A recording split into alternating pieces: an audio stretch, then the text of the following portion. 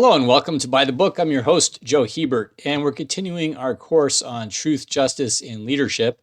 Having completed the section on Machiavelli and the effectual truth, we are now turning to the Socratic theory of leadership, truth, justice, and the well-ordered soul. And we're going to begin this section of the course not with Socrates himself, but actually with a thinker from the 1800s, Alexis de Tocqueville. And we're going to do that because having started with Machiavelli, we want to introduce Socratic thought with a Socratic critique of Machiavelli.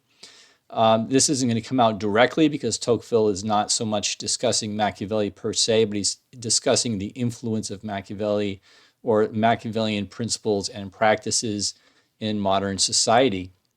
And he's going to be looking at this, as we'll see, from a Socratic perspective or with the use of Socratic ideas. And this will be a springboard for us after looking at some examples from relatively recent times and seeing how Tocqueville responds to them, to then go back and study Plato, who was a student of Socrates and who dramatized Socrates' life. So first, a little bit about Tocqueville. He lived between 1805 and 1859. He was a Frenchman. He was from an aristocratic family. And back in 1789, there was the French Revolution. Well, a lot of his family died in that revolution. And his parents and some of his other relatives survived. And he grew up hearing about, the horrors of the French Revolution. He became involved in politics, and his major interest was the long-term implications of, you could say, the French Revolution. It was a revolution against the Ancien regime, or the old order, which included monarchy and aristocracy, and the church, the Catholic Church, its influence in politics. And so Tocqueville took a position that what he called democracy, which we'll talk about in a minute what he meant by that. But democracy is an inevitable movement of European culture and society. The future of Europe is democracy. That the revolution and its horrors and excesses is not a true representation of what democracy is all about. It's rather particular to the circumstances in which democracy, some people were trying to implement democracy, but unsuccessfully. And long story short, he became interested in what does democracy really look like if it is being done right. And he decided the way to study that would be to go to the United States. He visited the United States in 1831, and he spent a little bit of time, a little less than a year in the United States, and touring what was then going on in the country. He was officially doing a report on the penal system for the government of France because throughout his life he was involved in French government. But his larger intention was to understand a democratic society inside out, top to bottom, and really holistically. Everything you can imagine, the arts, culture, science, mores, economics, everything. He wanted to understand the entire thing as well as the political system itself. And then what lessons could be drawn from that for Europe. So there's a lot going on in Tocqueville. Why are we looking at him in particular? Well, Tocqueville is not typically regarded as a philosopher per se. He writes as a sort of almost social, political commentator. He is writing as a political scientist, however. Some of the ways that he identifies himself in the book, he identifies himself as a political scientist. In fact, he says that he wants in this book to develop a new political science for a new world. Now, that's a very significant thing because as political scientists go, most political scientists aren't reinventing political science. So that's one of the hints that Tocqueville actually is a philosopher at heart, that he's not just doing political science the way he's told to do it. He's actually trying to think what it is and how it might have to change or adapt to new circumstances in the world. He writes, some of the things that he writes are historical,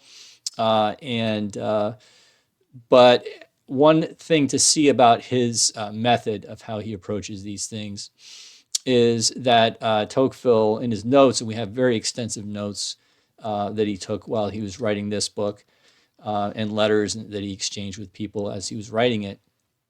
We know that he wrote Democracy in America with a library on his desk, basically. He was sifting through all kinds of books, and among them are the great works of philosophy. So he's reading Plato. He's reading Machiavelli. He has comments about Machiavelli in some of his letters. We know we'll see how he addresses. The key thing I want to say at the beginning is that Tocqueville is not writing as a philosopher. He's not portraying himself that way. He himself is philosophizing very heavily about what he's writing, and he drops a lot of hints about his philosophical thoughts. So his primary way of framing things is not as a philosophical argument, but along the way he is making many philosophical arguments, and he's usually not mentioning the specific names of the philosophers that he may be thinking about. So this will be true. He never mentions Machiavelli per se in this book, but as we'll see, he is indirectly commenting on many of Machiavelli's thoughts. And he will, as we'll see eventually, he will talk about Socrates and Plato, but he's actually thinking about them a lot more than talking about them. He only mentions them a couple times, although in very important contexts. But a lot of times he's thinking about them and not mentioning them. So the way I'm going to be reading Tocqueville and going through Tocqueville is to see what are his comments about American society, but what are the philosophical issues that are underlying them, and how does this help us to see a different philosophical perspective from Machiavelli, and one that is very consciously in partial agreement, but in significant disagreement with Machiavelli about some important things. So the most famous thing that Tocqueville did really was writing this book, Democracy in America. It's a very large book. If you have a copy or get a copy, I highly recommend. We'll just be looking at a few select chapters out of this book, but the whole thing is tremendously worthwhile. We're going to start with a chapter that is found in Volume 2, Part 1, which is on the intellectual life of Americans, and Chapter 10, why the Americans are more attached to the application of the sciences than to the theory. So, as noted, this is a commentary about America. He's not framing this as a general theory of science or anything else. But as he goes through, he's going to be talking about a lot of general categories. He's going to be talking about, for example, democratic nations or democratic centuries or democratic eras versus aristocratic centuries and eras. So this is one of the framing, contrasts that Tocqueville is constantly using. So we want to understand a little bit what he means by that. And he's also going to talk about, very importantly, about human nature. These are things we want to look at carefully, because any philosopher, we saw with Machiavelli, for example, he says natural and ordinary to desire to acquire. And this is what life is all about. So for him, he has a very simple view of human nature. We're all selfish, acquisitive. There's only a few different types of people who desire some different things. Other than that, everybody is selfish in some predictable ways. And that's Machiavelli's view of human nature. Even with that very simple view of human nature, there's some important complexities that come out of it. One of the things we'll see, though, is that Socratic philosophy has a much more complex view of human nature. So it's even more important for us to track carefully what the author is saying about human nature and how does that compare and contrast to what's the alternative to nature. The alternative to nature is convention or belief or agreement, things that people do by custom or habit or belief that may or may not really be in accordance with human nature. So for Machiavelli, morality is an example of that. Nobody is truly moral at heart, but morality, for various reasons, is something, this sort of social construct, and you have to deal with it that way, according to Machiavelli. Well, in a different theory of human nature, morality is not as automatically right all the time. If somebody makes a moral judgment, they could be right or wrong, But in the Socratic view, there is such a thing as morality. It actually corresponds to something in human nature. So the beliefs that a society has about right and wrong, those beliefs themselves could be right or wrong according to nature. So we get, actually a more complex picture here. We get what's actually right or wrong by nature, and then what is believed, say like in a democratic society, what do they believe is right or wrong? In an aristocratic society, what do they believe is right or wrong? And in both cases, some of what they believe might be true according to nature. Some of it might not be so true according to nature. And this is how Tocqueville, like other Socratic thinkers, are going to look at it. So let's just dive in. And as we go through, we'll unpack some of the concepts that he's using and see what this signifies. Nothing is more necessary to the cultivation of the advanced sciences or of the higher portion of the sciences than meditation. So the topic here is science. And the word science, is important to see, it means knowledge. But there's a very drastic difference in the way that the term science is understood in the classical world versus the modern. And it has a lot to do with Machiavelli. In the classical world, it was well understood that science or knowledge could help us to do things, to accomplish things, practical goals. However, the fundamental meaning of the word science, which means knowledge, was understood contemplatively in classical thought. So the primary purpose of science as a methodology of investigating things is to know and understand them. Secondarily, it gives us the ability to accomplish things. But because there's an intrinsic value to knowing, because we are rational beings, we want to know, that's the primary important thing about science. Machiavelli, remember in chapter 15, he says he doesn't care about the truth, he cares about the effectual truth. So he's basically rejecting science as it was classically understood. We don't want to know for the sake of knowing. The only thing we care about is results. So Machiavelli's view of science, or what he's implying about science, is that, yeah, it might be important to know some things, but it's only important insofar as it helps you to accomplish practical goals. So in both cases, science has both a theoretical and a practical side to it. But in the classical sense, the theoretical side is primary, and it's the ultimate meaning and purpose of science. And in the modern Machiavellian view, it's the practical, goals of science that predominate, and the theoretical part is really just instrumental and not in itself very important. Now, we can see in this paragraph that Tocqueville, unlike Machiavelli, is very concerned about what he calls the higher portion of the sciences, which he identifies with the theoretical, the contemplative. And he says this requires meditation, which requires kind of a sort of, inner peace, like within the person to be able to contemplate things. But within society, you need some kind of a context or an environment that will encourage that or make that possible. And he says in a democratic society, this is difficult because there you do not find, as among aristocratic peoples, a numerous class that remains at rest because it finds itself well off, and another that does not stir because it despairs of being better off. So we won't go into a great depth about the sort of history behind what he means by democratic and aristocratic societies. Suffice to say that in aristocratic societies, there's a class structure which is relatively fixed. And so most people are not in such motion in their lives. That is, they're born into the role they're going to play for the rest of their lives. And they can focus their lives on sort of perfecting themselves within a role, as opposed to a society, a democratic society, in which there's so much change and motion and there's so much freedom and things are less defined. And so we spend a large part of our lives actually trying to figure out what we're doing and how to do it. And there's a lot less leisure, you could say, for simply contemplating, since I'm born into being an aristocrat or being a peasant, I can just from an early age kind of relax, do what I need to do, and then have time to contemplate some things, right? So in a democratic society, he says, each man is in motion. Some want to attain power and others to take hold of wealth. So you see the categories here. These are the Machiavellian categories. And he says this is what predominates in a democratic society.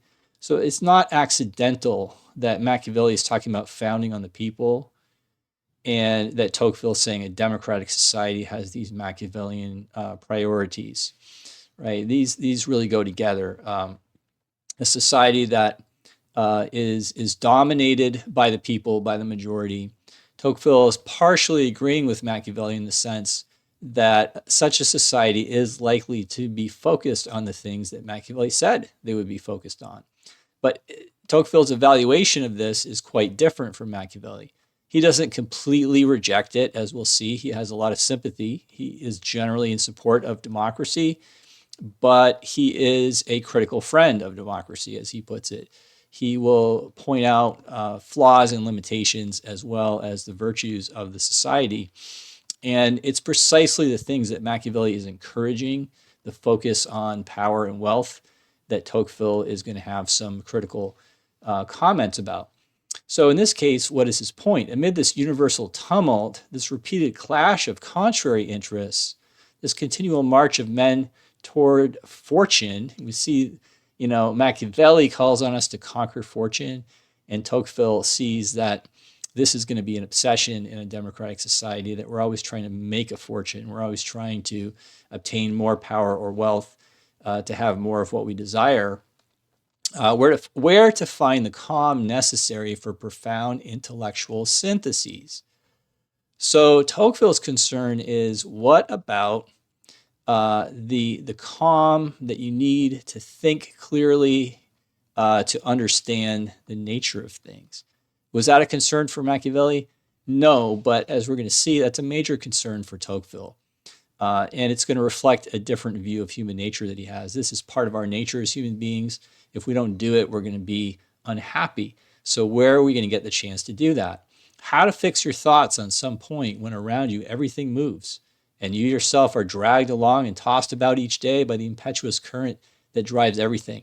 Tocqueville is a great rhetorician, so we have to pay attention to the way that he's trying to make this personal connection with the reader. He's trying to get us to think, wait a minute, is this making me happy? I've got my mind on power, I've got my mind on wealth.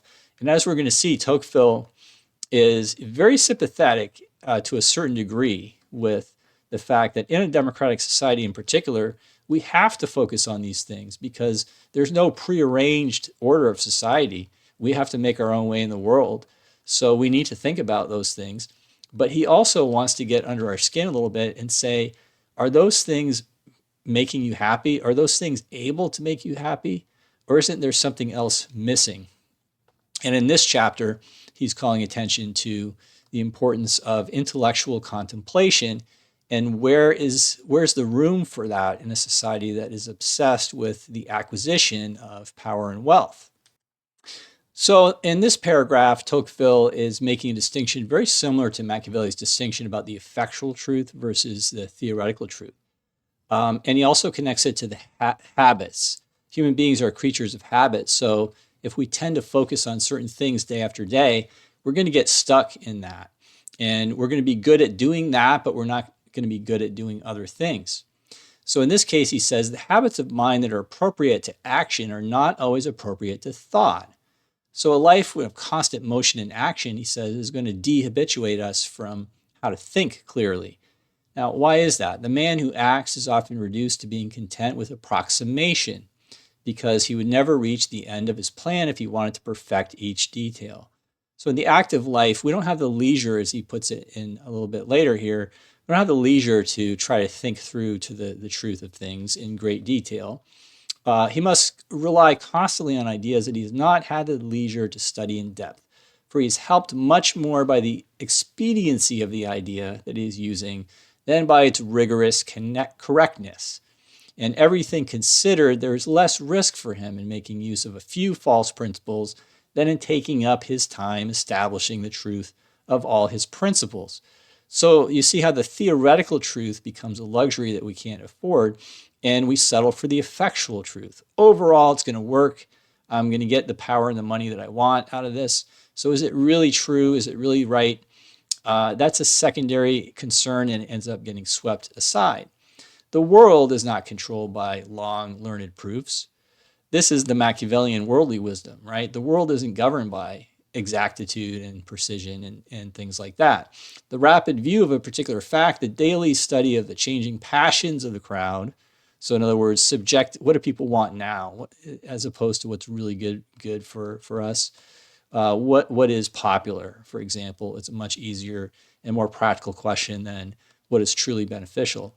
The chance of the moment and the skill to grab hold of it, decide all matters there.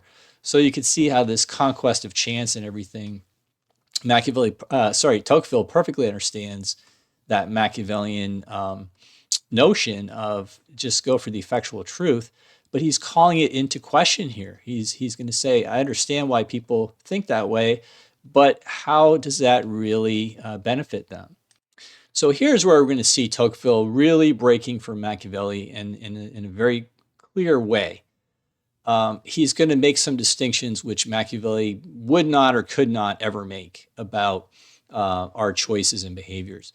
Tocqueville says there are several ways to study the sciences. You find among a host of men a selfish, mercenary, and industrial taste for the discoveries of the mind that must not be confused with the disinterested passion that is aroused in the heart of a small number. There is a desire to utilize knowledge and a pure desire to know. So this is really huge. We're going to see this over and over again with Tocqueville. And so we'll have a chance to reflect on this in some different contexts. But he's making a distinction here, which is tremendous. First of all, you notice the pejorative terms that he uses for the utilitarian purposes of knowledge or science. Selfish, mercenary, and industrial. And in the context, connecting industrial to selfish and mercenary. Selfish, obviously, is a pejorative term. Not that doing what's in our own interest is always wrong, but to put it in terms of selfishness implies that it's excessively focused on oneself. Similar with the term mercenary, it's not inherently wrong to sell goods or services, but mercenary implies that you're selling something that really shouldn't just be bought and sold. In the case of, say, a military, mercenary, you should really be fighting on the side of justice rather than just fighting for whoever pays you the most, right?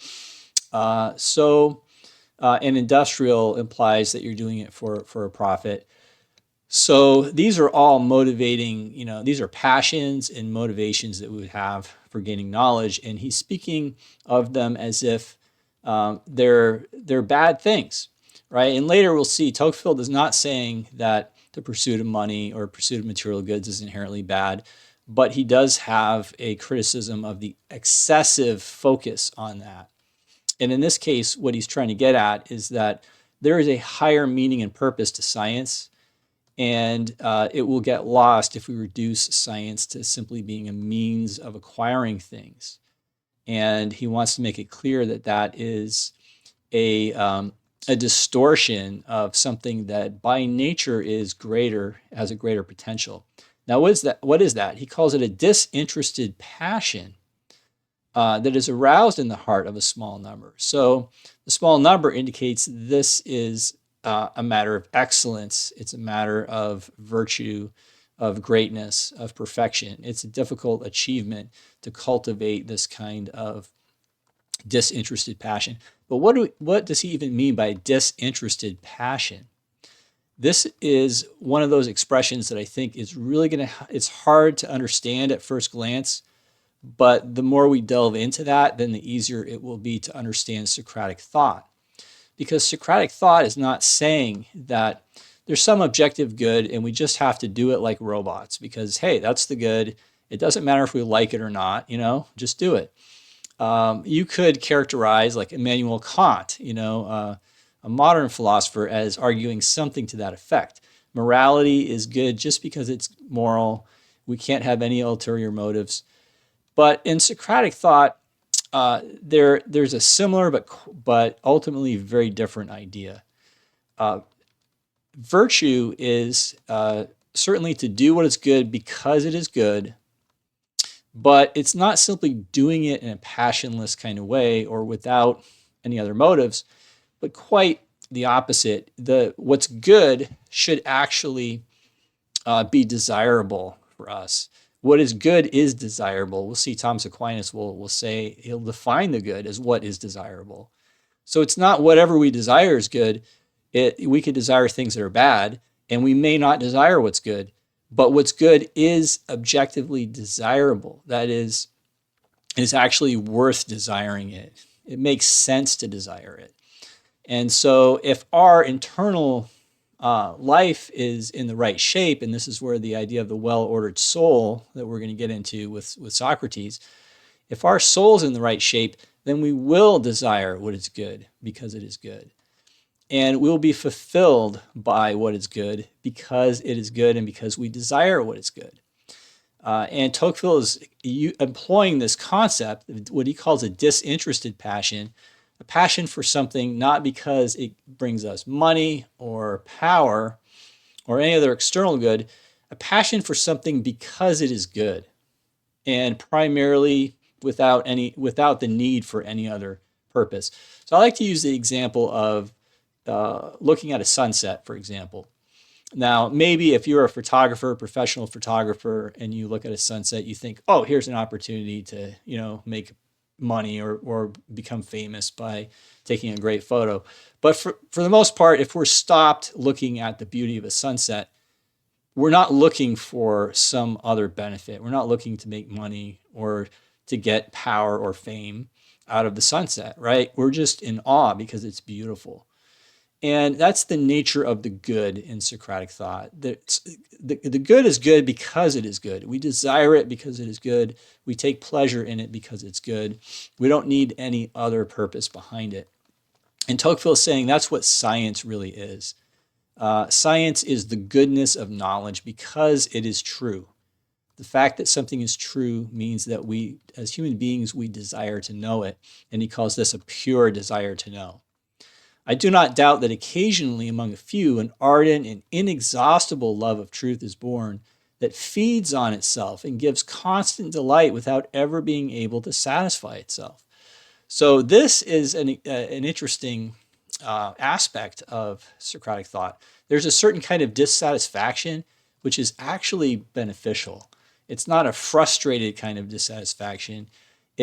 There's such a wealth of goodness. For example, within science and the pursuit of truth, we can never be satisfied with the truth because there's always more truth to pursue. There's always more, but whatever we have is good, and the pursuit of it is good. And he says it gives constant delight. So it's not an unhappy dissatisfaction. It is a happy dissatisfaction. This is wonderful, and there's more, and there's more, and there will always be more. It's never going to be over. So this is a clue as to the kind of happiness that Socratic thought is looking for. It's not looking for the happiness of, like Hobbes says, satisfying desire after desire after desire until you die, and just like scratching an itch, basically. It relieves your pain for a minute, but it doesn't really accomplish anything. Socratic happiness is about finding that there is such a wealth of goodness in the world, and if you relate to it in a proper way, then your life can be a series of inexhaustible delights by pursuing the right things. And he calls this an ardent, proud, and disinterested love of the true that leads men to the abstract sources of truth in order to draw generative ideas from there. So this is one example of something Tocqueville does occasionally, which is that he gives us a little sketch of virtue. This is what virtue looks like. In this case, the pure desire to know, the virtuous desire to know things. And here's how it helps us to live a good life, and as well as to accomplish great things. Because if we're living this way, we are going to discover amazing truths, that some of which will have great practical utility, but we're not doing it simply because we wanted money or fame.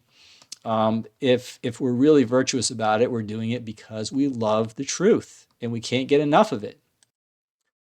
So now we get to a really interesting part. How is Tocqueville going to contrast the aristocratic society's attitude towards science? It starts good, but then it's going to go in a different direction. In aristocratic times, you generally get very vast ideas about the dignity, power, and grandeur of man. These opinions influence those who cultivate the sciences like all the others. It facilitates the natural impulse of the mind toward the highest regions of thought and naturally disposes the mind to conceive the sublime and nearly divine love of truth. So here again, we get this connection to human nature, that it's in our nature to love truth. And he uses now the term sublime. Sublime means something that overwhelms our ego or our selfish concerns, something that is so beautiful and powerful and wonderful that it just reminds us that we're not the center of the universe, right? That there's a greater order to things. And so the truth is something like this. Tocqueville is saying the truth is sublime. If we really think about the truth, it's an awesome thing that there's a reality out there, whether or not it puts money in our pocket. So this is a great benefit of aristocratic society. The general atmosphere in an aristocracy is, let's think about these high, beautiful, wonderful things. Useless beauty, as Aristotle puts it, is a very popular thing because it fits, the culture, the shape of the culture, that the culture is dominated by people, for example, who don't have to work for a living. And so they're going to think about what else is there to life other than just, earning money. So we gravitate towards things like the pursuit of truth for the sake of truth. So the scientists of these times are carried toward theory, and here's where we get into the interesting part, or the contrasting part of this.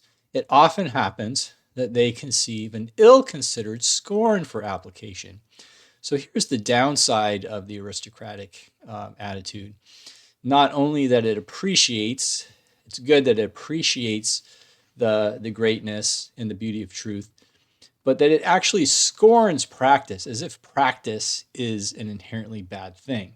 Now, Tocqueville has made it clear that he does think that the concern for money or utilitarian goals is bad if it interferes with the desire for truth itself, but it's not bad in itself. And so this is where the aristocratic society goes wrong. And he gives an example from Plutarch. Plutarch is a great applier of Socratic ethics. He writes all these essays, Moralia, talking about the practical implementation of Socratic ideas. And he also writes the lives of these great men, these famous men of history, and makes a lot of moral judgments about them. And Tocqueville borrows one of these, Archimedes, who was a great scientist of the ancient world. And Plutarch says he had a heart so noble that he never deigned to leave any written work on how to erect all of these war machines. So we'll get back to a minute the significance of there being war machines. Let's just think for a minute about their machines. He knew that he could use his science to make machines, and he did, but he scorned it. He did it because he had to. And you could see even in the ancient world, the practical applications of science were important because many people wanted those practical applications. If you were a scientist and you needed to be paid, you needed to eat, then this is a way that you could bargain for that. But he hated having to do that, and he wouldn't write down how to make those machines. He wouldn't go that far. And considering all the science of inventing and making machines, and generally any art that brings some utility when put into practice, as vile, low, and mercenary, he used his mind and has studied to write only things whose beauty and subtlety were in no way mixed with necessity. Such, Tocqueville says, such is the aristocratic aim of the sciences. Now, one of the things that Tocqueville doesn't mention from this story, but it's very important to see how negative an example this is this, these were war machines. So the fact that he's not writing them down, that might seem like, okay, maybe that's actually for the benefit of humanity in the long run, because there's going to be fewer war machines if fewer people know how to make them. Okay, but that was not his reasoning behind this. He really just scorned it. And how do we know that? Because he was who was he making the war machines for? He was making them for the city of Syracuse, but there was a revolution and a tyrant took over the city, and he just kept on supplying the tyrant with these war machines. So he was indifferent. He was so indifferent to the machines that he didn't even really care who would have them or what they were using them for. So he wasn't interested in peace and justice. That's not why he wouldn't, write them down. It was because he just didn't care. And so as a result, his machines were being used by bad people, and it just didn't bother him. And what happens is that because of these machines, the tyrant, is really powerful. Nobody can conquer his city, but eventually the Romans, they conquer the city, and they do it through good old-fashioned virtue. They outsmart the machines. Once they get behind, they sneak behind the machines become useless because they're aimed in the other direction. And then it turns out that the people of Syracuse were becoming lazy and unvirtuous because they relied upon these machines.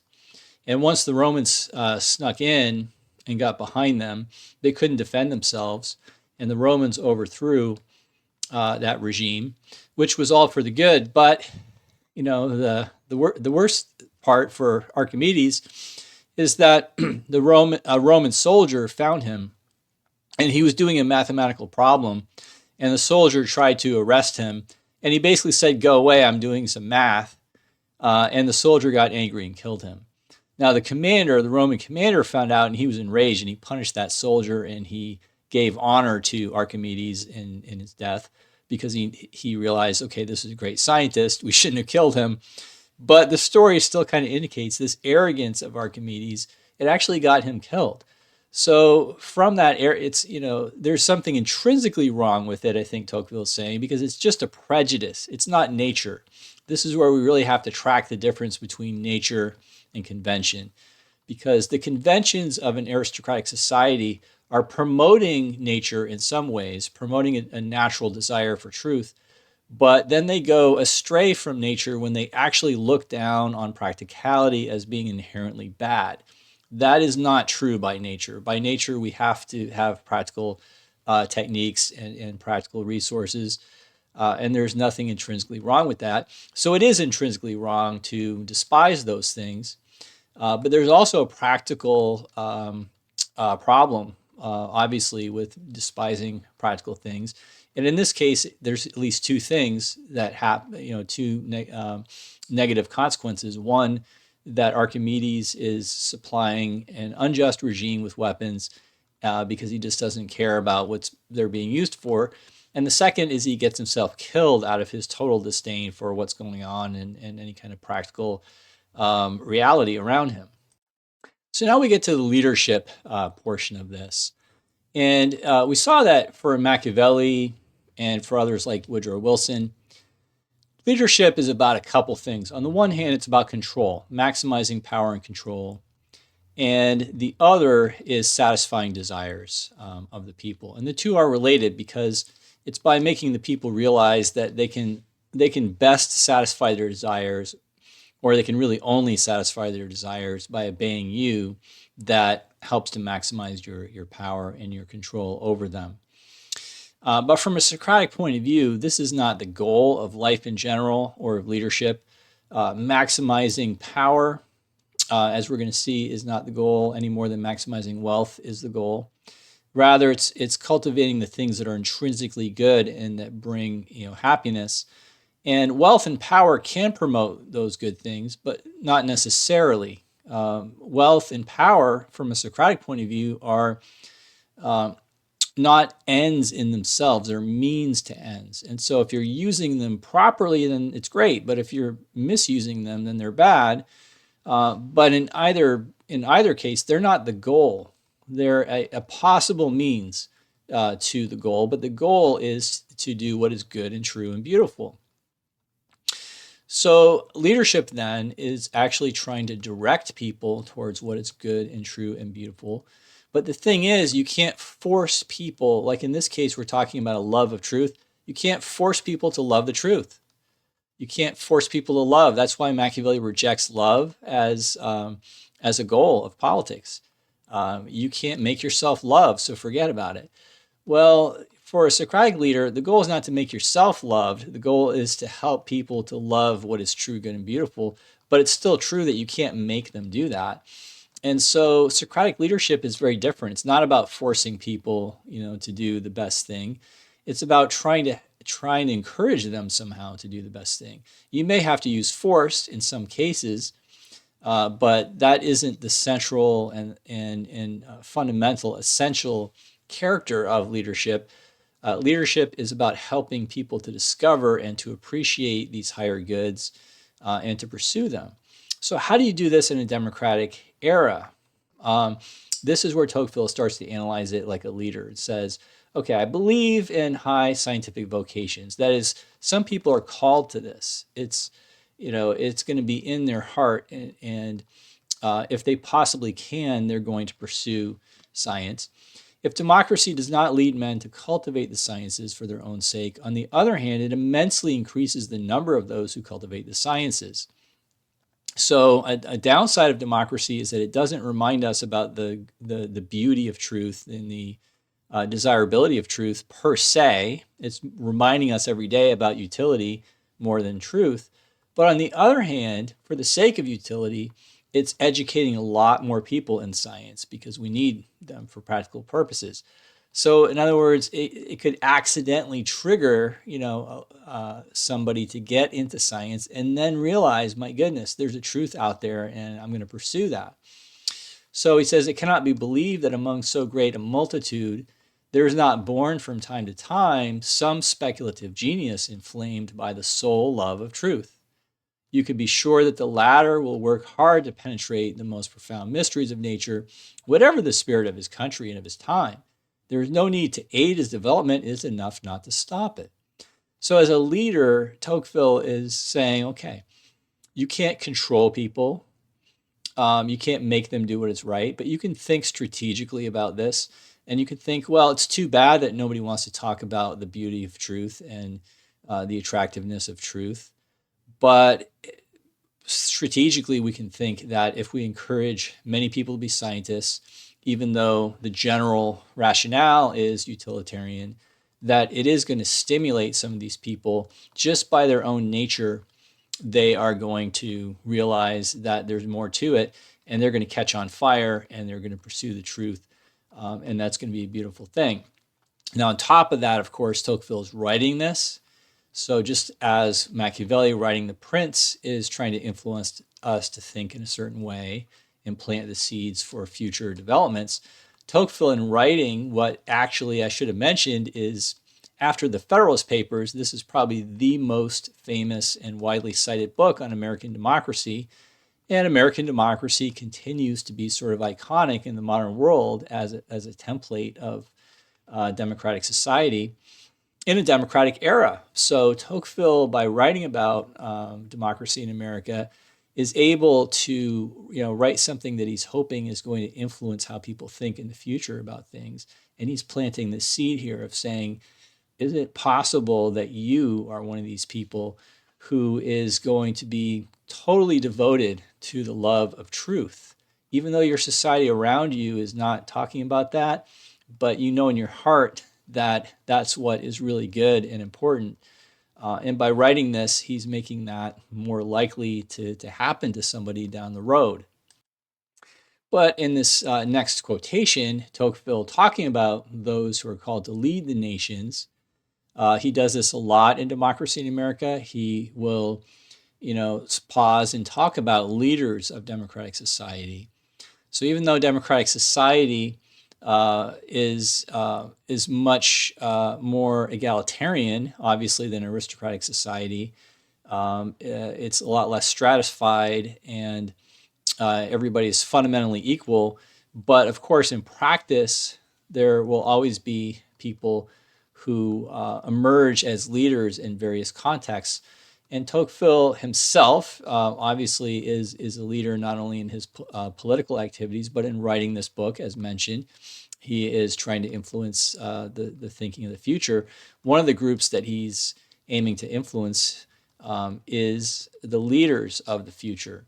So he's saying the leaders don't worry so much about promoting the utilitarian aspects of science. Don't keep worrying that, oh, we don't have enough scientists to build this or to design that.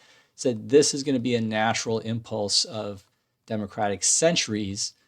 They will not fail to improve the industrial portion of the sciences. He will qualify that in a minute, which we'll look at.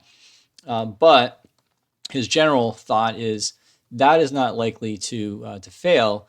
What is going to be lacking is this pure desire to know the theoretical sciences. And so there needs to be a more conscious effort to promote these things. So we can check that against, what's actually happening. What are our leaders doing today, for example? Are they focusing on the utilitarian side of science and what we need to get out of science? Or do you hear people talking about how we need philosophical wisdom and truth? That's the latter is what Tocqueville suggests would be true leadership in a democratic age, seeing what is not going to be discussed unless somebody brings it up because of the general tendencies of the day. Now, another element of Tocqueville's leadership that I want to point out is that, first of all, he appeals to nature and to the highest, the greatest, the most sublime elements of nature, because ultimately, I think that's what he really cares about as a Socratic leader. He wants to try to stimulate us to think about what is true, good, and beautiful. But he also, at a practical level, understands that not everybody is going to be convinced or immediately convinced by that. That the majority of people are focused on material things and maybe some fame and glory or power, and that he doesn't want to just blow off the majority of people, right? If you want to have influence for the better, and even from a Socratic point of view, you can't control people, but you certainly want to maximize your rapport with as many people as you can to try to influence them in a better direction. And so one of the things that he does, he doesn't stop with the intrinsic value of science, but he then makes a paradoxical argument saying that precisely if we forget about the theoretical side of science, then ultimately we're at risk of losing the practical side as well. Here, I would think about Machiavelli himself, for example. Machiavelli is telling us that it's all about the effectual truth. It's all about the practical results. That's his teaching. But where did he get his teaching? He got his teaching by poring over books and by trying to understand the nature of things, trying to understand human nature. So it's very paradoxical, possibly you could say contradictory, because Machiavelli obviously has this desire to know the actual truth of things, but he denies that there is any such desire in human nature. He says, no, human nature is only about getting things, not about knowing things. But that's what he thinks he knows about human nature. And Tocqueville is going to point this out later in the book. He's going to take that as a contradiction in the Machiavellian way of thinking. Even Machiavelli is excited by the theoretical truth, even though he's denying the existence of such a desire for theoretical truth. And Tocqueville here uses an example of China. He says when the Europeans reached China 300 years before Tocqueville is writing, they found that there was advanced arts and sciences there, but they were sort of vestiges. What does he mean by that? They were vestiges of an older science. The people no longer remembered the science behind them. They just had the technologies and the techniques, but they didn't have the reasoning and the evidence behind it. And he explains this, or he understands this from his sources as that the Chinese, while following the path of their fathers, had forgotten the reasons that had guided them. And he uses this as a warning to this sort of Machiavellian mindset. If you become so focused on the practical truth, the effectual truth, and you literally despise the theoretical truth, then eventually you're going to lose the ability to come up with any new practical mechanisms or solutions. Because even if you're just trying to use the theoretical truth for your practical purposes, you still have to find it. And without having a desire for it, eventually you're going to give up and not pursue it anymore. So he concludes in this way: you must not feel reassured by thinking that the barbarians are still far from us. For if there are some peoples who allow the light to be wrested from their hands, that is, they are conquered by others and they lose their civilization, there are others who trample it underfoot themselves. So remember that Machiavelli concluded The Prince by calling, to expel the barbarians from Italy. And by the barbarians, Machiavelli meant the church, and he meant classical thought, basically, those who are focused on these virtues and the good and truth and things like that. We have to expel these people because they're the ones who are ruining everything by preventing us from achieving these practical goals. So Machiavelli associates barbarism with traditional theology and philosophy, and he associates enlightenment or advancement with this effectual truth. And Tocqueville flips this around in this passage, and he says that actually it's this obsession with the effectual truth that eventually would extinguish the light of the human mind to the point where we won't even be able to develop the effectual things that we desire. So again, two main arguments here. First of all, there is a higher good and a higher desire, and it's in human nature. It is not perfectly realized in ancient societies, which can distort it in different ways. But it is a real natural good. It's something that human nature desires. And it is neglected in this kind of Machiavellian modern framework. But he, as a leader, he's not trying to revolutionize that, hey, let's get rid of the whole practical mindset. He's saying, well, let's keep that and work with that, but try to call attention to these missing pieces and try to find opportunities to encourage people to pursue the higher things. And by the way, speaking to the more Machiavellian minded, even you should support this, because without it, you are in danger of losing even the effectual truth that you cared about.